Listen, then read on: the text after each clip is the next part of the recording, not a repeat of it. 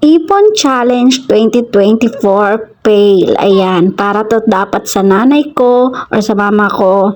Kaya lang nag-fail ako ngayon na makapag-ipon.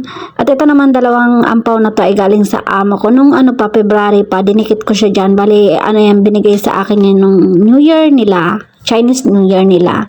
Nagtatry nga akong i-challenge yung sarili ko na makapag-ipon ngayong taon. Pero until now ay fail pa rin ako sa pag-iipon at nadukot ko pa rin siya or gagamitin ko pa rin siya. Kaya naman ito binuksan ko na yung dalawang ampaw. Bali $100 yung laman yan at $100 yung isa naman na laman ng ampaw.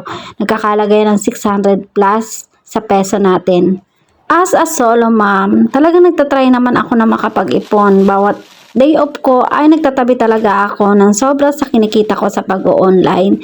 Kaya lang, ngayon nga ay sobra ang dami kong gastusan ngayong May kasi dalawa yung mag-graduate ko at meron akong bayarin sa school.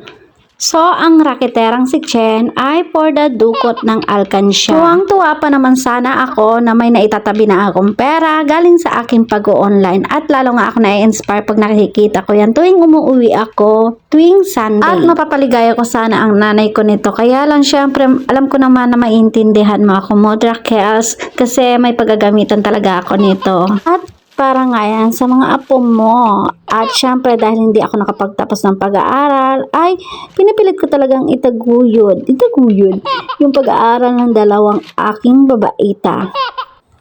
Eto na nga ang aking mga naipon. Ayan, bibilangin na natin siya. Akala mo ang dami-dami naman. Bali yung $20 po ay nasa 140 pesos yan. Kayo na lang magkwenta niyan kung ilan yan. Mahina ako sa math. At share ko lang pala yung unang ipon ko kasi sa pag-online ay nabili ko ng cellphone na nagkakahalaga ng 17,000. Galing yun sa aking pag-online dito sa Hong Kong. At eto naman ay nasa